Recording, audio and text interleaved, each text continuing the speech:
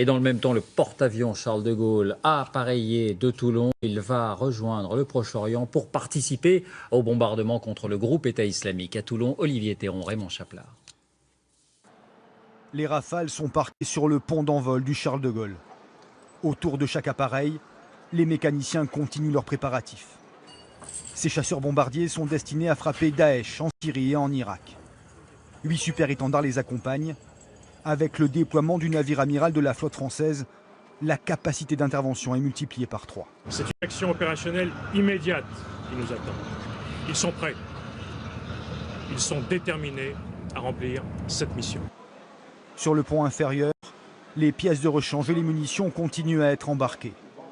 Le Charles de Gaulle est en pleine effervescence.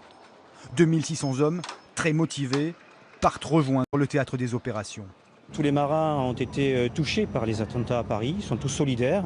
Nous avons évidemment tous observé une minute de silence, mais en même temps, ils sont tous fiers de ce qu'ils sont et tous fiers de ce qu'ils font. L'appareillage du Charles de Gaulle se déroule sans cérémonie, sans la présence des familles. Les mesures de sécurité sur l'arsenal de Toulon sont particulièrement sévères. Il rejoindra en haute mer ses navires escortes. Dans 5 jours, il pourra déployer sa puissance de feu au large de la Syrie. Alors, quelle efficacité des frappes françaises, américaines ou russes? On l'a dit, elles ont redoublé ces derniers jours contre le groupe État islamique en Syrie. Bonsoir Franck Genozo, vous êtes notre correspondant au Proche-Orient. On dispose de premiers éléments de réponse.